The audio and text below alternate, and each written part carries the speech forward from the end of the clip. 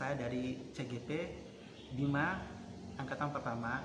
Saya akan melakukan coaching dengan rekan sejawat saya. Dengan rekan sejawat saya ada namanya Ustadz Rafiq.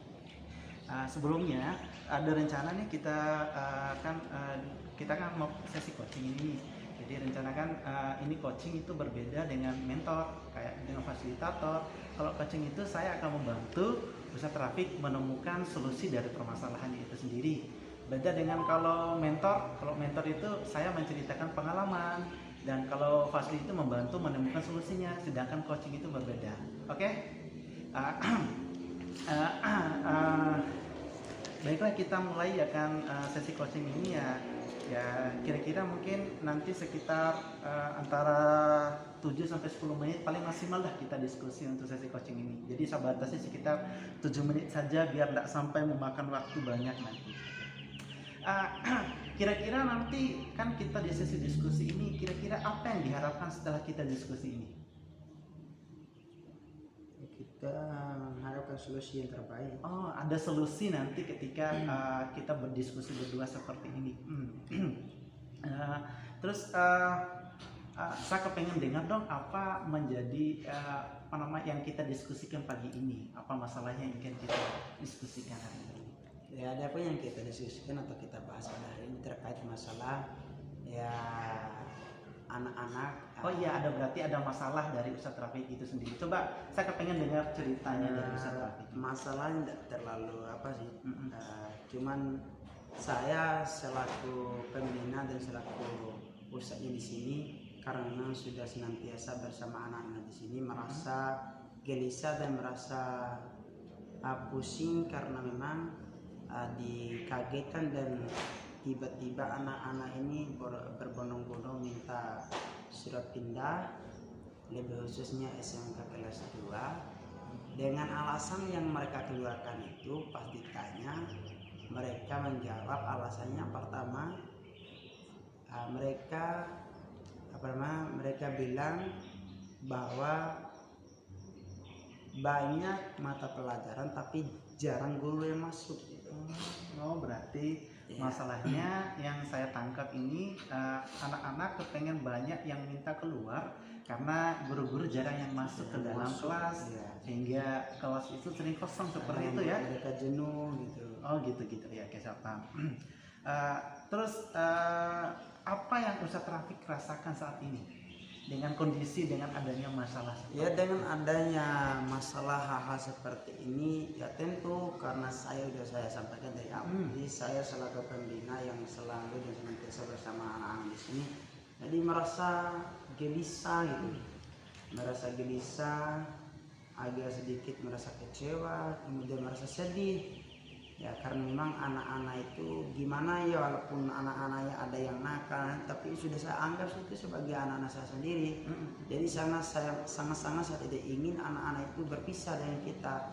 Nah, walaupun berpisah nantinya setelah mereka tamat, bukan malah mereka keluar dengan adanya alasan-alasan yang yang menjadikan mereka alasan sehingga mereka mau pindah tamat. Berarti keinginan dari Ustadz Rafiq itu sendiri kepengen anak-anak itu tetap bertahan seperti itu.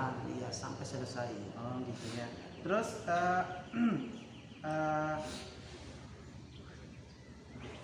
kira-kira kan kita nanti kan saya akan membantu untuk menggali informasi juga ini biar Ustadz Rafiq bisa mencari jawaban sendiri. Kira-kira kan dari masalah yang dihadapi sama Ustadz Rafiq itu, kira-kira siapa yang bisa membantu masalahnya Ustadz Rafiq ini? Ya, yang pertama yang bisa membantu itu mungkin ada guru-guru lain atau teman-teman atau orang-orang di luar dari wilayah sekolah ini. Yang paling utama adalah pimpinan sendiri. Yang kedua yang sering saya curhat itu, yang sering memberi motivasi saya, kemudian yang memberi dorongan itu Ustadz Muhrim. Karena beliau juga yang agak dewasa di antara guru-guru yang di sini, yang agak tua, karena sehingga beliau bisa membijaksanai dan memberikan motivasi dan dorongan semangat, dan solusi pun dia akan memberikan. Tetapi yang paling saya inginkan itu adalah bagaimana membahas semua apa yang menjadi keluh kesah daripada anak-anak itu. Kira-kira apa hambatannya yang pernah Ustadz Rafiq dapatkan ini? Ya, hambatan juga sih seperti yang dirasakan oleh anak-anak itu. Sebenarnya saya juga enggak bisa berbuat apa-apa dan bisa berkata apa-apa, karena memang saya sendiri merasakan dan saya sendiri melihat secara langsung bahwa anak-anak itu banyak yang morok, banyak yang duduknya sia-sia saja. Kira-kira pernah terfikirkan sama Ustadz Rafiq, oh dari masalah ini, oh ini solusinya ini?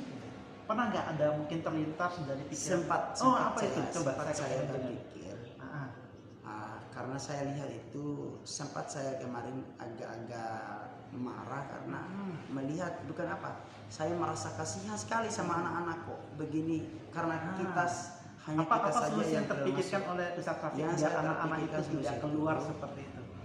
Yang saya inginkan itu solusinya adalah bagaimana pimpinan kita ini berambil sikap tegas terhadap guru-guru yang punya nama lalu tidak pernah datang untuk mengajar, maka guru-guru itu dipertanyakan tentang kejelasannya dan dipertanyakan tentang kesiapannya menjadi guru atau untuk mengajar gitu.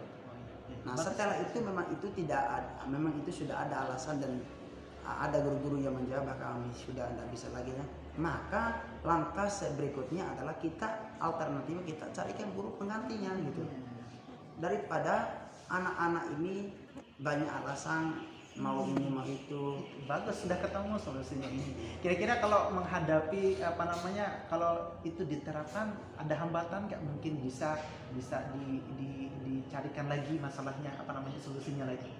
Kalau solusi seperti itu kira-kira ada hambatannya nggak? Ya, komunikasi dengan pimpinan atau gimana ini?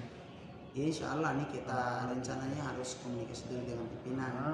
Karena sudah ketemu nih apalagi solusinya. Begini ya, apalagi ini kan sebentar lagi kita akan menerima siswa baru. Nah tentu siswa baru juga memang pada awalnya akan merasa senang-senang pada masa ta'arufnya, masa-masa orientasinya. Terus tadi kan sudah ketemu nih solusinya. Pertama kan bicara dengan Pak Ketua Yayasannya untuk mencari solusi. Yang kedua itu mencari guru-guru baru. Kira-kira mana yang dari prioritas dari kedua solusi yang pertama yang ingin Pak Ustadz Rafiq jalankan? Bicara dulu dengan pimpinan, karena pimpinan yang punya kapasitas untuk menyuruh untuk mencarikan itu guru-guru yang baru, pengganti guru-guru yang tidak datang itu. Gitu. Ya, kita juga kan kita hanya bisa memberikan solusi. Berarti apa langkah atau komitmen yang mau Ustadz Rafiq lakukan saat ini rencananya kalau gitu? Yang saya intinya berarti komitmen saya carikan. Berarti ketemu dulu dengan ketua yayasannya itu sama beliau, baru saya usulkan gitu. Berarti siapa nanti yang bisa membantu Ustadz Rafiq untuk diskusi dengan ketua yayasannya itu? Nanti saya bersama Ustadz Muhrim. Nanti ada. Oh ya, ada Ustadz Muhrim juga tadi. Ini sudah mau akhir percakapan ini, biar kita tidak molor percakapan kita. Nah, kan sudah ketemu kan solusinya tadi. Coba apa solusinya tadi dari Ustadz Rafiqnya tadi? Berarti solusinya yang ketemu dengan pimpinannya. Kemudian berikan masukan. Berarti kedepannya Ustadz Rafiq mau lakukan apa ini? Apa kedepannya setelah melakukan kegiatan diskusi dengan pimpinannya ini? Ya, kita akan segera perbaiki semua dengan guru-guru yang tidak sempat hadir, tidak pernah ngajar, tidak pernah datang untuk memberikan ilmu pada udah ketemu nih solusinya. Bagus. Mungkin itu saja karena waktu juga kita, karena sesi coaching juga kita sudah bicarakan selama hampir mau 7 menitan lebih ini. Biar nanti kedepannya nanti kita ketemu lagi di kesempatan lainnya ya. Mungkin itu saja sesi coaching kita hari ini. Mungkin kita bisa ketemu kedepannya untuk membahas lebih lanjut, menemukan solusi dari inti permasalahan dari Ustadz Rafiq. Demikian sesi coaching saya dengan Ustadz Rafiq. Billahi taufiq wal hidayah. Wassalamualaikum warahmatullahi wabarakatuh. Waalaikumsalam. Salam.